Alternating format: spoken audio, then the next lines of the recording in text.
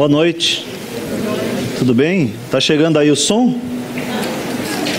Tá. Vai melhorar já.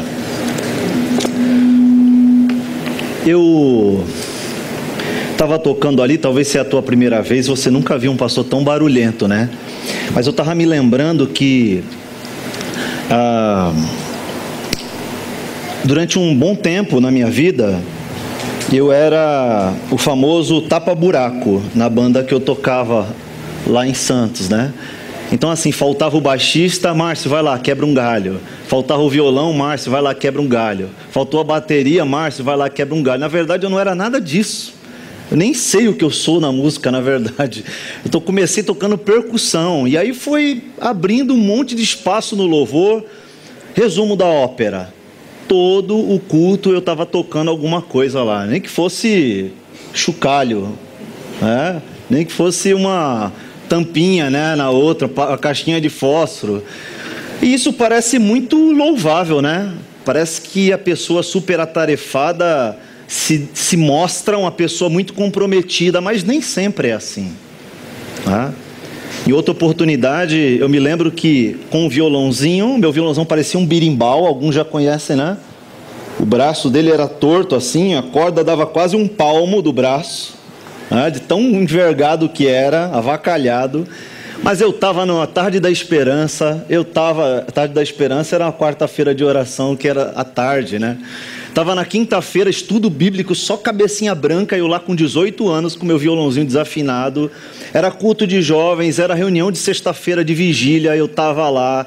Estava em todas, irmão. Ia no monte, ver o graveto acender na terça-feira, já fiz um monte de coisa. Você imaginar aí. E parece que isso é louvável, né?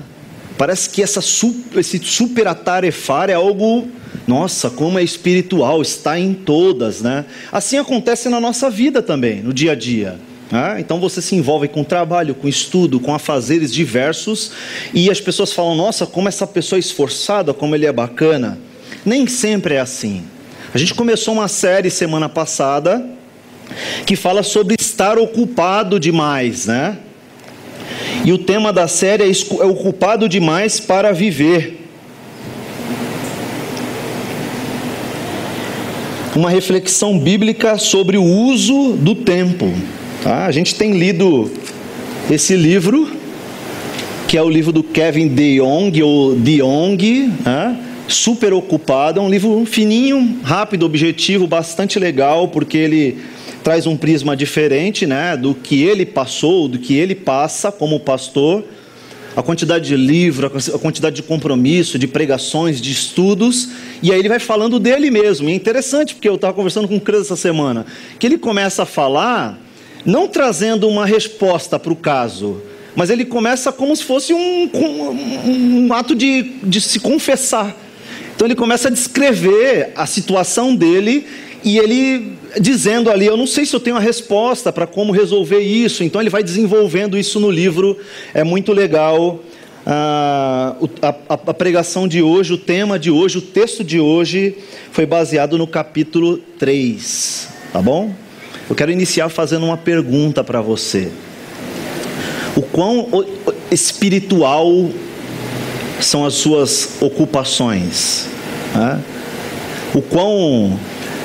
Qual o adjetivo bacana que você dá para as suas ocupações para justificá-las?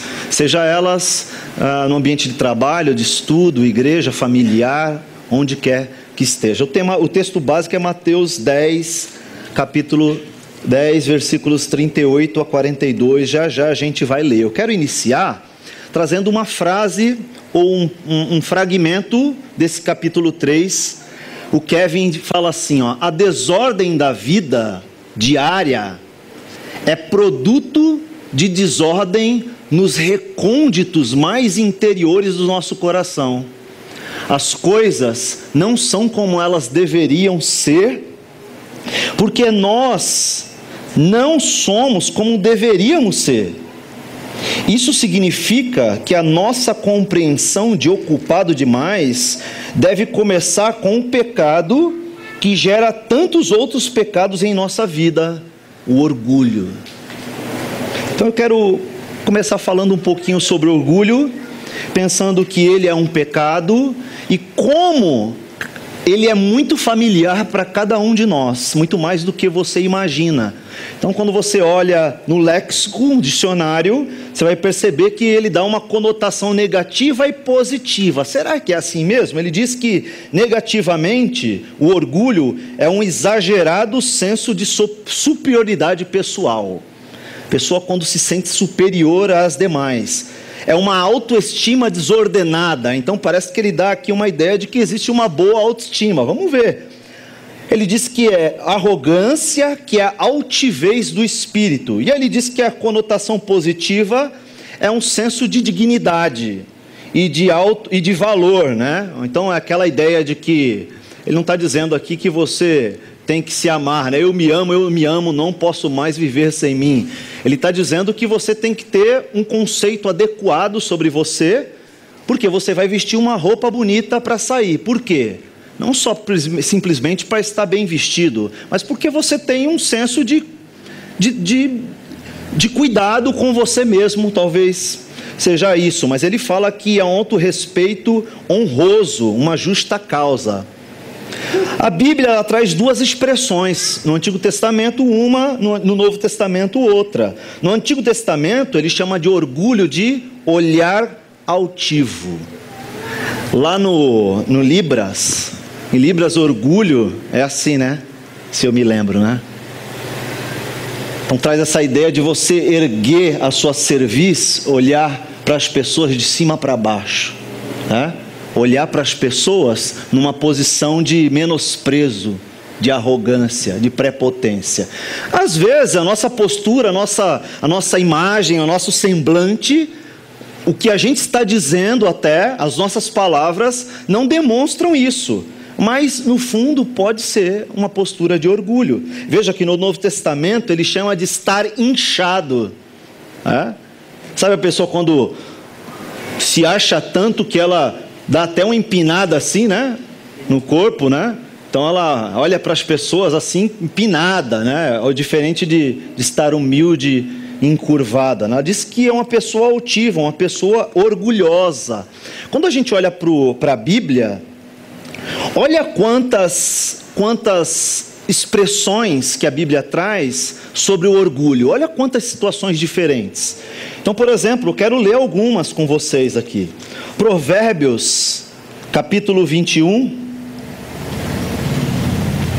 versículo 4, diz assim, ó: a vida de pecado dos ímpios se vê no olhar orgulhoso e no coração arrogante. Ou seja, quando a gente fala de cristão, de vida cristã, esse perfil não se enquadra na vida de um cristão, porque ele está falando de um ímpio, alguém aquele que não conhece a Deus, que não anda com Deus. Mas será que algumas vezes a gente não anda como um ímpio? Será que muitas vezes as nossas atitudes, as decisões, os pensamentos, as posturas na nossa vida que a gente toma, será que não são posturas de arrogância? Ele fala também que além de pecado, não sei se você consegue enxergar, ele diz também que o orgulho é algo abominável pela Bíblia. Olha lá, capítulo 6 de Provérbios, dos versículos 16 a 19, diz assim: há 6 coisas que o Senhor odeia, 7 coisas que ele detesta. Olhos altivos, e aí ele continua a lista: língua mentirosa, mãos que derramam sangue inocente, coração que traça planos perversos, pés que se apressam para fazer o mal, a testemunha falsa que espalha mentiras e aquele que provoca discórdia entre os irmãos. Diz o texto que Deus abomina essas coisas. Uma outra situação também sobre orgulho, ó, a Bíblia diz que o orgulho se trata de uma justiça própria. Quando você olha lá no texto de Lucas, capítulo 18, versículos 11 e 12, diz assim, ó: o fariseu em pé orava no íntimo, né? Deus, eu te agradeço porque não sou como os outros homens, ladrões, corruptos, adúlteros, nem mesmo como esse publicano. Jejuo 2 vezes por semana e dou o dízimo de tudo o quanto ganho. Guarda esse versículo aqui, porque quando a gente olhar o texto de Lucas capítulo 10, você vai lembrar dele. Aquela questão de justiça própria, de tentativa própria de autojustificação, de autovalorização, mesmo diante de Jesus. Você vai ver naquele texto ali a relação de Marta, Maria, você vai lembrar, irmãs de Lázaro, Jesus vai até a casa dela, já a gente vai ler, você vai perceber como que é a postura de cada uma delas. Uma outra situação que a Bíblia dá, diz que procede de privilégios religiosos. Sofonias capítulo 13, tem esse livro na sua Bíblia. Sofonias capítulo 3, versículo 11 diz assim: naquele dia vocês não serão envergonhados pelos seus atos de rebelião, porque retirarei desta cidade os que se regozijam em seu orgulho. Nunca mais vocês serão altivos no seu santo monte, né? Deus falando com Israel aí, falando de um dia em que ele retiraria esse orgulho do meio do seu povo, né? Muitas vezes pela sua justiça, pela sua mão poderosa, sua mão pesada. Diz também a Bíblia que o orgulho vem de um conhecimento não santificado. Olha lá, 1 Coríntios capítulo 8, versículos 1 e 2, diz assim: com respeito aos alimentos sacrificados aos ídolos, sabemos que todos temos conhecimento. O conhecimento traz orgulho, mas o amor edifica. Quem pensa conhecer alguma coisa, ainda não conhece como deveria. É incrível essa passagem, né? Quem pensa conhecer algo, ainda não conhece como deveria, né? Eu falo sempre para minha esposa, a teologia tem que trazer humildade, né? Tem que trazer humildade para a gente. O conhecimento tem que trazer humildade. Quanto mais a gente conhece da palavra de Deus, mais a gente pensa: ai de mim, Senhor, tem misericórdia, porque o Senhor é perfeito, é santo, a tua palavra, a tua revelação é perfeita, é santa, e eu não sou nada sem ti, tá? Sou santificado pelo poder da tua palavra, pelo poder dos teus feitos. Então depois você pode olhar, a apresentação vai estar lá no computador, você pode retirar ou você pode pedir para mim por e-mail. Tem várias passagens, diz que procede de inexperiência, diz também que origina-se na possessão de poder e autoridade, diz que o orgulho é contaminador, que ele acaba influenciando outras pessoas, diz que endurece a mente, diz também ali que deve ser rejeitado pelos santos, nos Salmos, né? Serve de obstáculos às operações de Deus. Em Provérbios diz que é um empecilho ao aprimoramento pessoal. 1 Timóteo, Paulo fala que caracteriza supremamente o diabo, é uma das características do diabo, o orgulho. Diz também, João diz em sua primeira epístola que a atitude comum, que é uma atitude comum na humanidade, de hostilidade a Deus. 1 Timóteo, Paulo também diz que é características dos falsos mestres. Marcos vai dizer que origina-se na própria alma humana. Guarda isso. Diz também que leva à atitude contenciosa, né? O orgulho promove dissensões, brigas, divisões, confusões, erros. Diz também que é característica dos ímpios nos últimos dias. Lembra daquele texto? Os homens serão arrogantes, amantes de si mesmos, idólatras, desamantes, mais amantes dos prazeres do que da palavra de Deus, enfim. Salmos vai dizer também que essas pessoas serão humilhadas. Aí, você tem um monte de características, um monte de situações que o orgulho promove na nossa vida. Será que existe o orgulho bom mesmo, né? Olha o que o Champlin, que é um tiozinho bacana, diz assim, sempre será fácil vermos o orgulho manifesto em nossos semelhantes. É mais fácil, né? Puxa, cara orgulhoso, e às vezes nem é. talvez a postura, o semblante, está tudo dizendo que é orgulho, mas no fim não é. Então alguém chega aqui, cuidado, porque a palavra de Deus diz assim, tarará, você tem que conhecer mais a palavra de Deus, você tem que estudar mais a palavra de Deus, você tem que ter conteúdo bíblico, para que a tua vida seja transformada, para que a sua mente seja transformada, para que haja uma renovação na tua vida e tarará. Você fala assim, o cara pensa que sabe mais do que eu, pensa que é mais santo. Que orgulhoso. Conhecimento, o que é o conhecimento? Pensa que ele é quem? Às vezes você está julgando a pessoa que ela é orgulhosa e não é, né? Eu não vou falar do Denorex mais, porque ninguém entende essa piada. Mas o orgulho, muitas vezes está no coração da pessoa e ela está com uma postura totalmente pacífica, totalmente piedosa, né?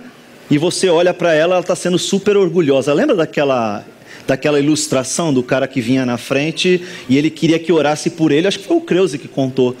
O irmão da igreja vinha na igreja, ele ficava esperando quem que era a maior oferta do mês. Não sei se foi você que contou. Ficava esperando a maior oferta do mês. Aí quando acabou a oferta, e aí ele falava, quanto falta para inteirar as contas da igreja? Falta X. Ele ia lá e quanto faltasse. E aí ele queria ir lá na frente, que o pastor orasse por ele e dissesse, quero agradecer pelo irmão, porque ele contribuiu e inteirou todas as contas. Uma salva de palmas para o irmão, né? Que atitude piedosa, né? Cobrir os gastos da igreja, mandar ofertas para X, para assado e tal, mas a mão direita dele está contando para a esquerda que ele é um cara super dedicado a Deus, né? O fariseu estava fazendo isso, né? Ele ia nas esquinas, Senhor, tarará, sou dizimista, sou ofertante, sou fiel ao Senhor, jejuo tantas vezes. Tá? Não foi isso que o jovem rico fez? Senhor, eu já faço tudo isso daí. Que pretensão, né? Não, eu já faço tudo isso daí. O que eu preciso fazer para dar a vida eterna? Então vende todas as suas riquezas, dá para os pobres, depois você volta aqui, seu orgulhoso desgraçado. Aí o que o texto diz? Que ele saiu, como diz no dito popular, com o rabinho entre as pernas. O texto complementa dizendo, porque ele tinha muitas posses. E aquilo era o orgulho dele. Dinheiro. O mal da humanidade no século 21, a busca pelo dinheiro, né? Estou em busca do 3º milhão, e você? É aquele orgulho sadio, né? Ele continua dizendo, e não em nós mesmos. Nós procuramos no outro esse orgulho, mas em nós mesmos nós não procuramos, não vasculhamos, não buscamos em Deus para entender se o nosso coração é orgulhoso ou não. Muitas vezes a gente não vai enxergar isso, mas a Bíblia diz que você é orgulhoso. Se ela diz que você é orgulhoso, mesmo que você não encontre, você é um orgulhoso. É assim que ela diz. Se ela diz que você é pecador e você ali na tua santidade ali não consegue encontrar uma falha na tua vida, né? Acredite, você tem falha, porque a Bíblia diz que você tem. E ele continua, algumas pessoas arrogantes chamam de orgulhosas outras pessoas. É que o orgulho é uma atitude muito sutil. Podemos ter o orgulho de sermos mais espirituais que outras pessoas, como os fariseus se imaginavam. Podemos até ter orgulho de nossa humildade, né? Aquele cara lá, eu estou escrevendo um livro, né?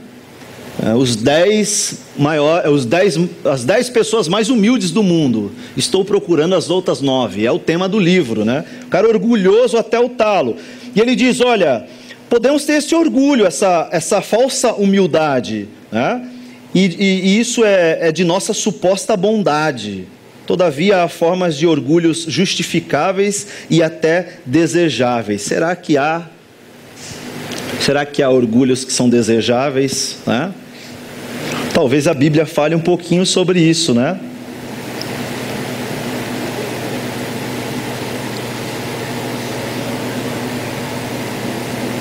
Tem alguns exemplos de orgulho, alguns homens orgulhosos na Bíblia. Eu quero citar 2 rapidamente para a gente entrar no nosso texto-chave. Você vai lembrar da história do rei Ezequias, né?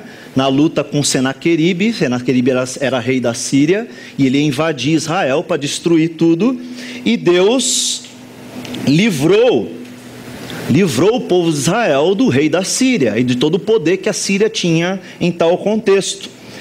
E aí no texto, capítulo 32, o texto diz assim, ele orou ao Senhor, que lhe respondeu dando um sinal miraculoso. E diz que naquele tempo Ezequias quase morreu, ficou doente. Mas Ezequias tornou-se orgulhoso e não correspondeu à bondade com que foi tratado. Por isso a ira do Senhor veio sobre ele, sobre Judá e sobre Jerusalém. Então Ezequias humilhou-se, reconhecendo o seu orgulho, como também o povo de Jerusalém. Por isso a ira do Senhor não veio sobre eles durante o reinado do rei Ezequias. Nabucodonosor também aconteceu isso, que era já o rei da Babilônia. Então o texto lá do capítulo 4 de Daniel, Daniel dando a sua interpretação para Nabucodonosor, ele diz assim: portanto, ó rei, aceita o meu conselho, renuncia aos teus pecados e à tua maldade. Não pratique a justiça e tenha compaixão dos necessitados. Talvez então continues a viver em paz. Tudo isso aconteceu com o rei Nabucodonosor. 12 meses depois, quando o rei estava andando no terraço do palácio real da Babilônia, disse: acaso não é esta a grande Babilônia que eu construí como capital do meu reino? Ou como capital cidade do meu reino, com o meu enorme poder e para a glória da minha majestade? Pergunta retórica do seu orgulho sobrepondo. As palavras ainda estavam nos seus lábios quando veio do céu uma voz e disse: e é isto que está decretado quanto a você, rei Nabucodonosor. Sua autoridade real lhe foi tirada. Aí você conhece a história, Lá no final do texto diz: a sentença sobre Nabucodonosor cumpriu-se imediatamente. Ele foi expulso do meio dos homens e passou a comer capim com os bois. Que humilhação! Seu corpo molhou-se com o orvalho do céu, até que os seus cabelos e pelos cresceram como as penas de uma águia. Já pensou isso, gente? E as suas unhas como as garras de uma ave. Ao fim daquele período, eu, Nabucodonosor, levantei os olhos ao céu e percebi que o meu entendimento tinha voltado. Então louvei o Altíssimo, honrei e glorifiquei aquele que vive para sempre. O seu domínio é um domínio eterno, e o seu reino dura de geração em geração. Algo em comum entre os dois, perceberam o seu orgulho, voltaram atrás reconhecendo quem Deus era, o poder que Deus tinha e quem era esse Deus, Na literatura de sabedoria, Antigo Testamento, você vai olhar lá em Provérbios diz que o orgulho vem antes da destruição ou da queda, da ruína, algumas versões.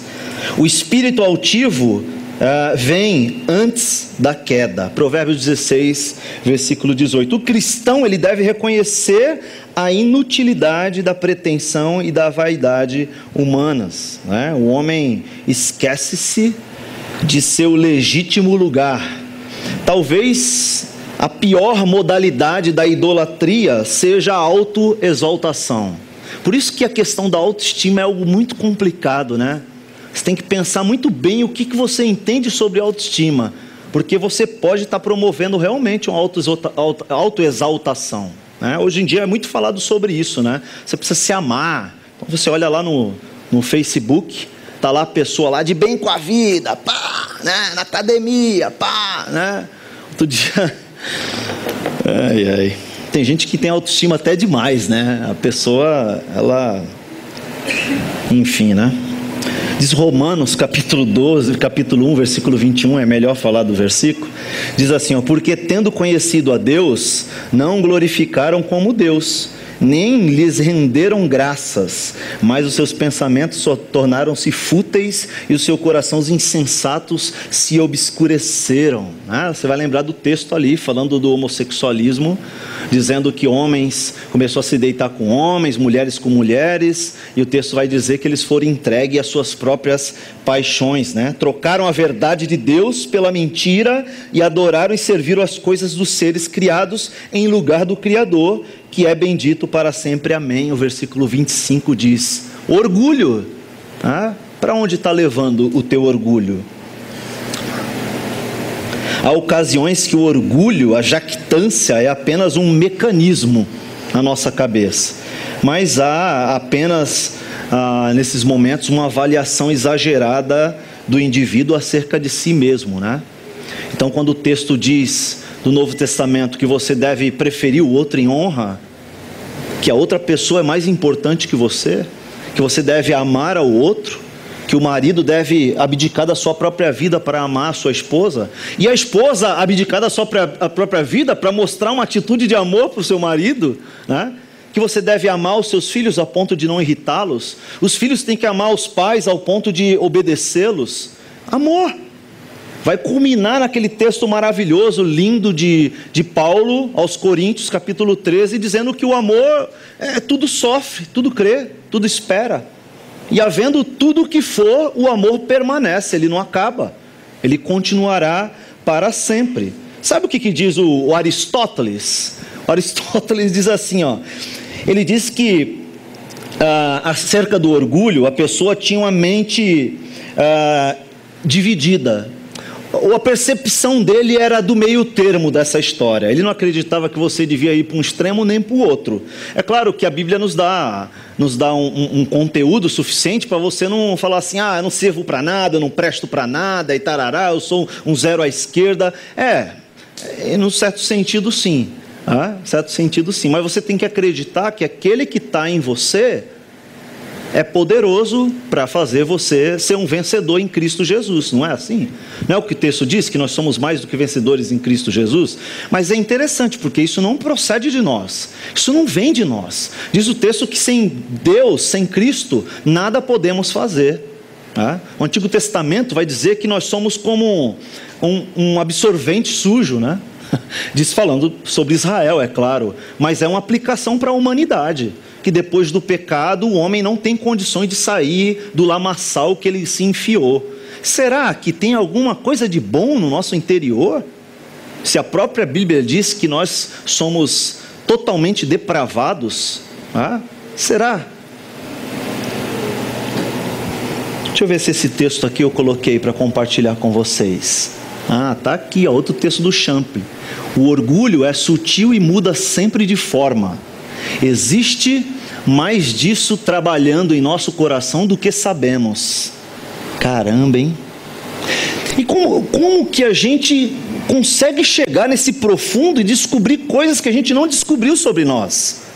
Será que essa percepção de autoestima não esconde? Será que essa percepção de tentar achar alguma coisa de bom em nós, será que não esconde aquelas coisas mais profundas que a Bíblia diz que nós temos? Que nós fomos criados em pecado, nascidos em pecado. Será que essa percepção que o mundo traz não está obscurecendo, tornando turva a visão do que a Bíblia fala sobre nós? Será que, como a teoria diz que a criança é uma tábula vazia, ou tábula rasa, ou ela nasce limpa, sem nenhum problema, sem nada de ruim nela, e aí o convívio social é que vai construindo a maldade no coração dela? Será que é isso mesmo? Será que é isso que a Bíblia diz? Será que é isso que aconteceu com os teus filhos?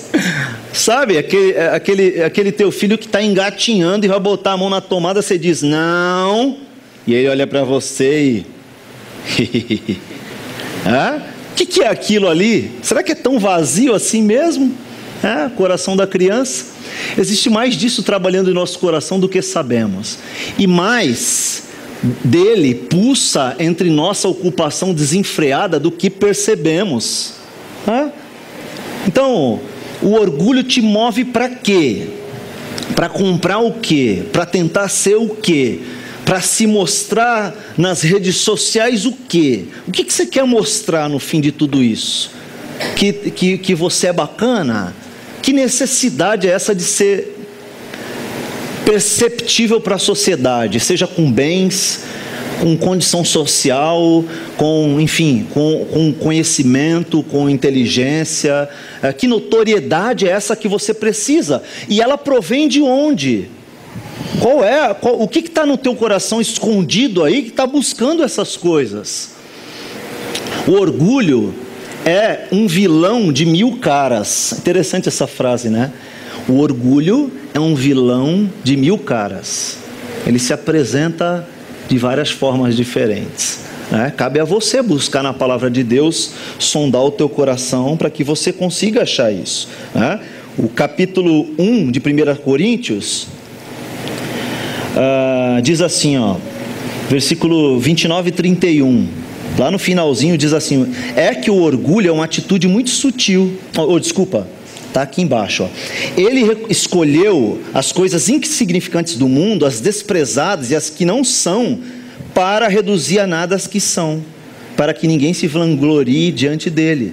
É, porém, por iniciativa dele que vocês estão em Cristo Jesus, o qual se tornou sabedoria de Deus para nós, isto é, justiça, santidade e redenção, para que, como está escrito, quem se gloriar, glorie-se no Senhor. Filipenses 3 diz que eu jamais me glorie a não ser na cruz do nosso Senhor Jesus Cristo. Gálatas capítulo 6, 14. Filipenses 3 diz assim, nos gloriamos em Cristo Jesus e não temos confiança alguma. Ele usa a palavra carne para falar em si mesmo, em quem nós realmente somos, né? Então, nem sempre será fácil detectar isso, né? Talvez precisar agradar os outros, dizer sim demais, seja um caminho aí do teu orgulho. Talvez aquelas palmadinhas nas costas que você espera, viver do louvor de outras pessoas, né? Olha como eu sou demais, né? Eu preciso do seu aplauso. Talvez a performance, né? Autoavaliação exagerada. Talvez as posses, continuamos nos ocupando, pois queremos mais coisas. Provar nossa capacidade, desejando glória própria. Pena, queremos que as pessoas fiquem com pena de nós, então a gente se mostra, olha como eu sou tadinho, como eu não sou abençoado, tá vendo? Planejamento mal feito, tornando a semana insuportável. Você se ocupa cada vez mais, isso se torna tão insuportável e é base do teu orgulho, você não consegue dizer não. Poder está no controle da situação, então você pega tudo nas suas mãos para fazer. O perfeccionismo, não posso errar, eu me ocupo tanto para ser tão preciso no que eu faço, exageradamente, porque no fim eu estou procurando um perfeccionismo, que é fruto de um coração orgulhoso. Não é disso que estamos falando? A posição, o que você faz, no trabalho, o que você faz na igreja, né? Você está querendo a posição. Não, eu preciso trabalhar num cargo elevado, porque eu me sinto importante, as pessoas me amam. Será que é isso aí? Prestígio, serei valorizado se eu for missionário lá no meio da África, né? Olha, as pessoas vão me valorizar. Não vai por causa disso. Postar, né, que ele coloca também aí no livro, podemos virar as redes sociais em postos avançados de nossa própria glória, né? Então você usa as redes sociais para se promover, né? Então você entrou na academia, está lá você com um corpo mais atlético, então você começa a mostrar, de repente a blusa já começa a abrir mais nas fotos, né? É assim que o nosso coração faz e nem sempre é fácil detectar essas coisas. Eu quero ler o texto com você, agora sim, desculpe, mas foi planejado isso, capítulo 10, versículos 38 a 42, diz assim, Jesus e seus discípulos, Mateus, né? Estou lendo errado. Jesus e seus discípulos, versículo 38, capítulo 10 de Mateus. Quem se recusa a tomar sua cruz e me seguir não é digno de mim. Não é esse texto aqui não, gente, desculpa.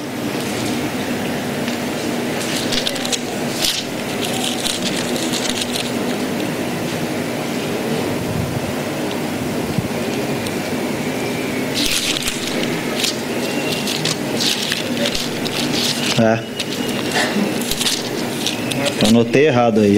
Capítulo 10 de Lucas. Anotei errado aqui. Tá ali, tá o que lá? Mateus, né? Desculpa aí. Capítulo 10, o Evangelho segundo Lucas, versículo 38. Jesus e seus discípulos seguiram viagem e chegaram a um povoado onde uma mulher chamada Marta os recebeu em sua casa.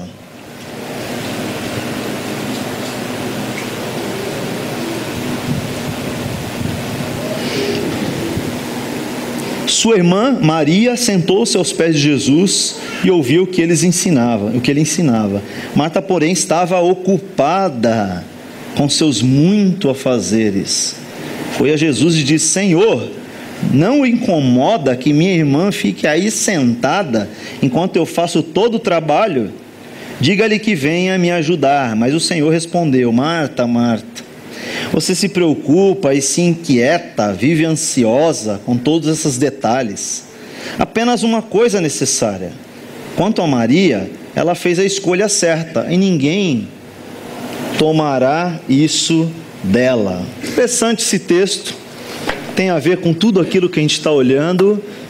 E eu quero pensar aqui que no comecinho, ele está falando de Betânia, uma cidade que fica mais ou menos uns 3 quilômetros ali de Jerusalém, do templo, né? E Jesus está falando para uma família que ele amava muito, né? Marta, Maria e Lázaro, uma pessoa que ele muito estimava. Então, eles recebem dentro da casa, Marta recebe Jesus dentro da casa, e aí a sua irmã também está ali atarefada. Maria está ali sentada aos pés de Jesus e Marta trabalhando, preparando, servir ao Senhor, fazendo algo de melhor para o Senhor, para que Jesus ali se sinta bem, mas ela não aproveita nenhum momento aquela presença de Jesus ali na sua casa, né? Ela não oferece nada, ela não chega ali para limpar os seus pés, ela não chega ali para dar um abraço, ela não chega ali para ouvir a mensagem que o Senhor tem para dar. Simplesmente ela trabalha-se a tarefa e se incomoda de sua irmã estar sentada aos pés de Jesus, ouvindo a sua palavra, ouvindo os seus ensinamentos. Você vai lembrar que a Bíblia fala que Jesus não veio para ser servido, mas veio para servir. Talvez ele estivesse falando um pouco disso naquela situação, né?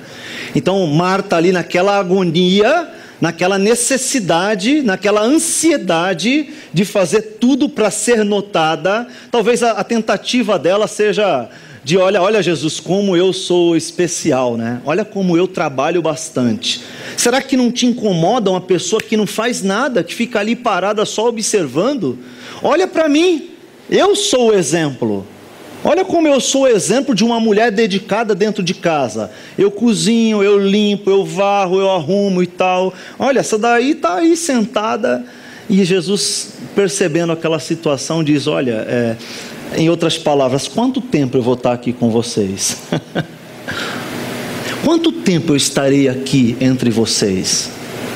Quanto tempo vocês vão ter oportunidade de ouvir do próprio Deus, do eu sou, do Messias? Estou aqui diante de vocês. Todas as crenças que vocês tiveram acerca da vinda do Messias, pois ele está aqui agora diante de vocês, dentro da sua casa. Você pode fazer tantas coisas. Senhor, ora por mim. Senhor, toca em mim. Senhor, fala uma palavra para mim. Senhor, eu quero ouvir de Ti. Tanta sabedoria, tanto conhecimento, a própria palavra de Deus vindo da sua boca, a concretização de tudo aquilo que a história apontava, está aqui diante de mim, e eu estou preocupado com o trabalho. Não é assim que acontece nas nossas vidas muitas vezes, né? A gente vive super ocupado com muitas coisas, mas a gente não tem tempo no nosso dia de olhar para Jesus, um segundo sequer, e falar: Senhor, obrigado por esse alimento. Nem isso muitas vezes a gente faz, né? Senhor, obrigado por esse dia, porque o Senhor guardou, porque você, né? Senhor, eu quero abrir a Tua palavra agora. Fala ao meu coração. Eu sou uma pessoa orgulhosa, sou uma pessoa pecadora. Eu preciso da tua palavra, porque só ela são palavras de vida eterna para a minha vida. Só ela é a única regra de fé e prática para a minha vida. Ela é inspirada, é a inspiração. Está nas minhas mãos. Tudo aquilo que Deus precisa, ou melhor dizendo, tudo aquilo que eu preciso conhecer e saber sobre Deus, para o meu relacionamento com Ele ser um relacionamento saudável. Tudo aquilo que eu preciso para o processo de santificação na minha vida se desenvolver, está aqui. Mas perceba que, como Marta, a gente está ocupado com os afazeres do dia a dia, com a correria, e Jesus está ali na nossa frente falando aquilo que é melhor, aquela melhor parcela, a melhor escolha que você poderia fazer num dia, você não está fazendo. O salmista vai dizer: medita nela de dia e de noite. Mas o nosso orgulho é tão exacerbado que até por uma notoriedade, por uma percepção das pessoas no trabalho, na escola, a gente vende a nossa fé, né? Então a gente senta na roda dos escarnecedores e a gente anda no caminho dos ímpios. Perceba que andar no caminho dos ímpios nem sempre é andar com eles. Andar nos conselhos dos ímpios nem sempre é ouvir de alguém o que você deve fazer. Às vezes é viver o caminho que os caras estão andando sem que eles digam algo para você, porque é o curso do mundo, o mundo está levando nesse curso a gente, né? Então andar no conselho dos ímpios é fazer o que eles fazem. Talvez você pense assim: não, andar no conselho é quando um ímpio chega para mim e fala: não, faz isso aqui que é melhor, e você assim, tá bom, vou fazer. Não, nem sempre. Você não precisa ouvir necessariamente alguém te falando, é andar no caminho deles, andar segundo o que eles pensam sobre a vida. Vou te contar uma historinha para a gente correr para o fim. Eu estava na academia, né? Estava eu e minha digníssima lá na academia, e aí eu estava fazendo aquilo que todo mundo adora fazer, pernas, né? Estava lá fazendo ali no cantinho, atrás de mim as esteiras, duas mulheres correndo. Não estavam assim, né? Estavam correndo melhor do que eu.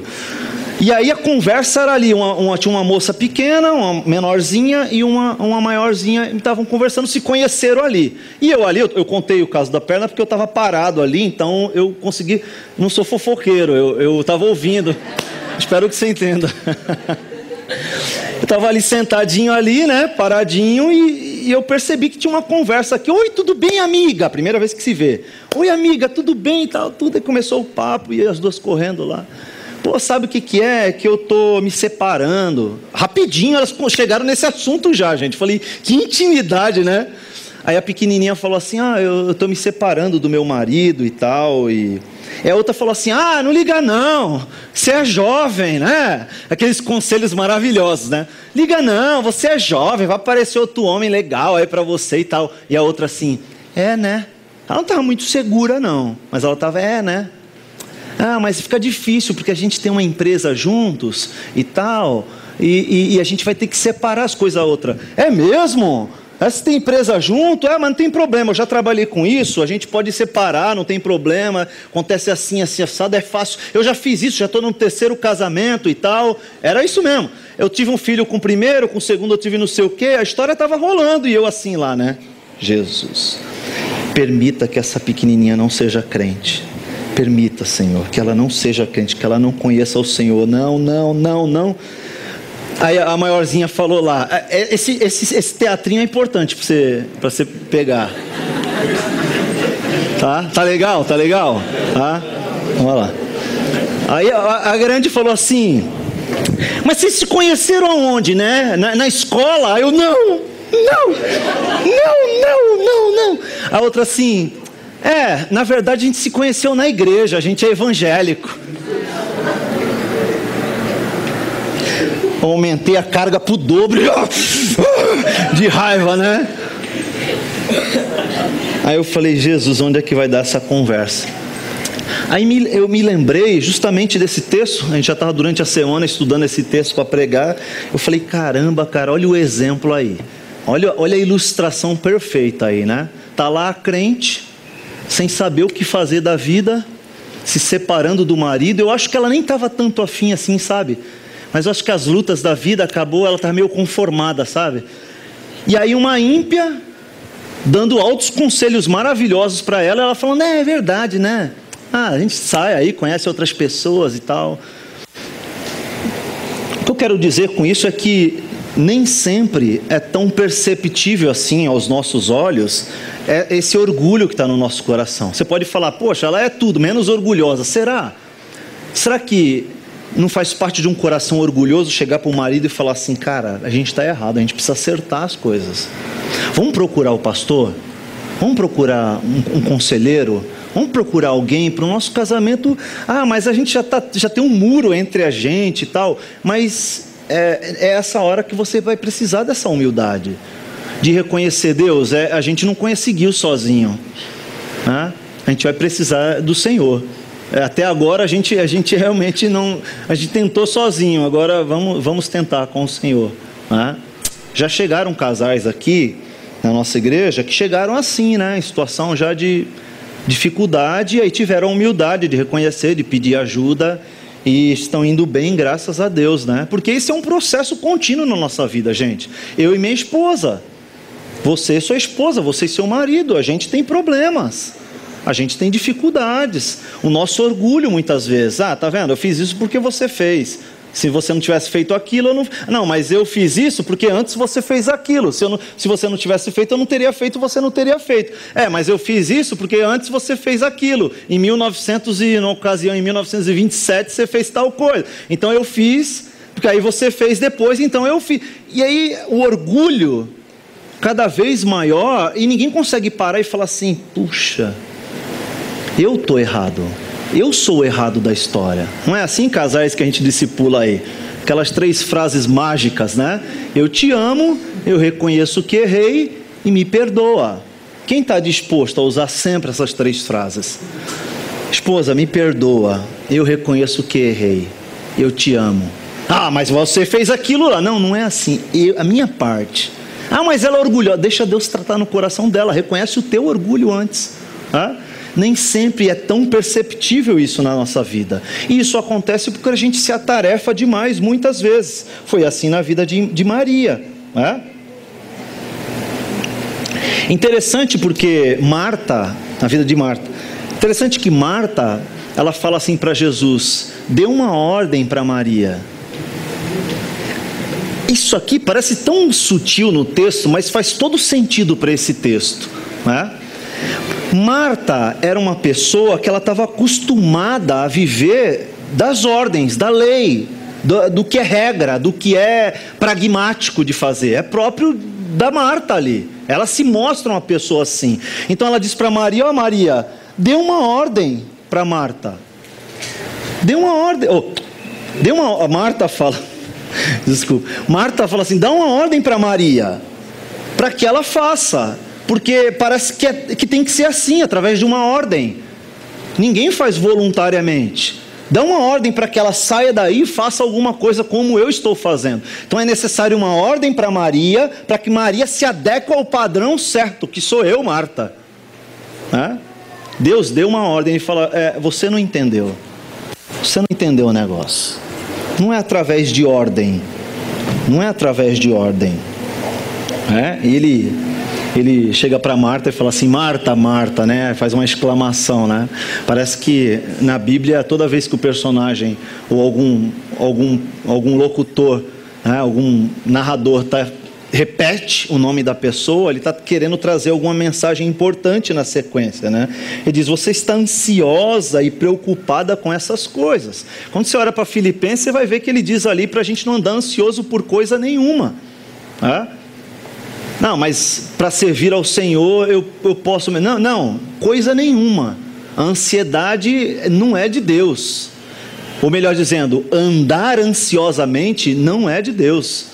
Esse texto ele também traz essas expressões que são importantes nesse texto, né? Ele traz atos contínuos das práticas das pessoas. Então, quando Marta está super atarefada, ele diz que essa é uma super atarefação, é isso?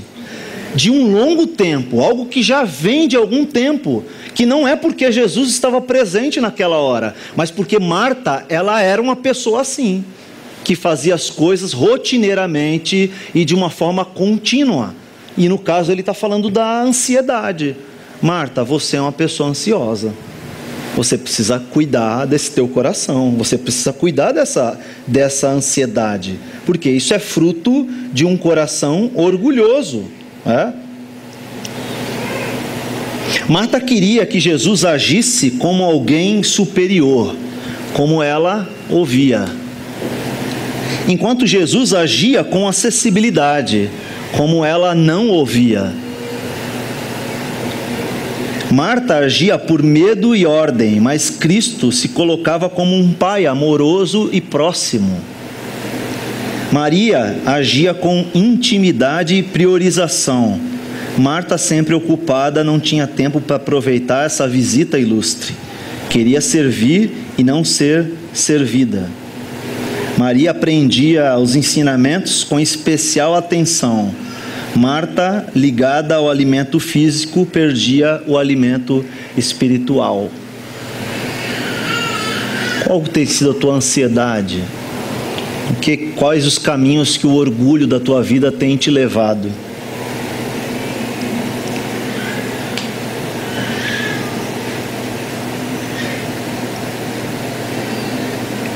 Marta é uma boa representante da nossa geração, cheia de trabalho, atividades, mas reduzido a tempo dedicado à meditação, à oração, ao estudo, no nosso caso. Maria se sensibilizava da pessoa de alma, Maria, a sensibilidade da pessoa de alma faminta. É importante que sejamos algo antes de fazer algo. Marta era mais ativa, prática e demonstrativa. Maria era mais dada à atitude contemplativa, mais pensativa, mais quieta, embora comovida profundamente. Marta, assim que ouviu que Jesus se aproximava, correu para ele em outra oportunidade. Maria fez outro tanto mais tarde. Falou menos, sentiu mais. Diferenças encontradas em Pedro e João também, né?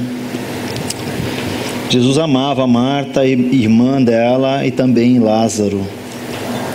Eu quero que você pense um pouquinho sobre isso. Qual a porcentagem desse amor de Deus você está desejoso de desfrutar? E qual a porcentagem do amor do mundo você está desejoso de adquirir? João vai falar muito sobre isso, né? Que o amor ao mundo e o amor a Deus, eles não andam juntos. Quero voltar para aquela frase inicial, né? Dizer que as desordens da vida diária é produto de desordem nos recônditos mais interiores do coração. As coisas não são como elas deveriam ser, porque nós não somos como deveríamos ser. Isso significa que a nossa compreensão de ocupado demais deve começar com o pecado que gera tantos outros pecados em nossas vidas: o orgulho. Quero orar por você, quero orar por mim, quero clamar a Deus, porque nem sempre é tão fácil enxergar esse orgulho no nosso coração, né? E com certeza ele está aí, dentro de você, de alguma forma se manifestando. E a gente precisa enxergar isso, a gente precisa tratar isso, a gente precisa colocar diante do altar de Deus. Amém? Fecha os teus olhos. Obrigado, Senhor, por mais esse dia. Te agradecemos por esse tempo aqui juntos como igreja, te adorando, exaltando o teu nome, te louvando. Queremos que o nosso coração seja mais sensível ao teu falar, mais desejoso de entender a tua vontade. Que nosso coração seja menos orgulhoso, que busque menos nossos próprios desejos, nossos próprios proveitos. Que o nosso coração não nos engane. Que a tua palavra seja o rumo, o norte, a direção para as nossas vidas. Que nesse meio do caminho, Senhor, o orgulho não alcance o nosso coração, não ganhe lugar, não ganhe terra fértil no nosso coração. Por favor, Senhor, oro assim por minha vida, pela vida dos meus irmãos. Nos ajuda como igreja a não nos ocuparmos com aquilo que é próprio para essa vida, mas que a nossa ocupação massivamente seja pelas coisas dos céus, da eternidade, daquilo que é eterno, Senhor. Eu sei que é muito difícil viver nesse mundo sem, de certa forma, ser atingido ou ser relado, ser alcançado muitas vezes pelos desejos e pelos prazeres desse mundo. Mas por favor, não deixa que o nosso coração se acomode nisso, não deixa que o nosso coração goste disso, mas que o Teu Espírito Santo nos ajude a enxergar esses caminhos tortos, esses caminhos diferentes dos caminhos propostos pela Tua Palavra. Oramos assim, te agradecendo em nome de Jesus. Amém. Amém, gente? Deus te abençoe.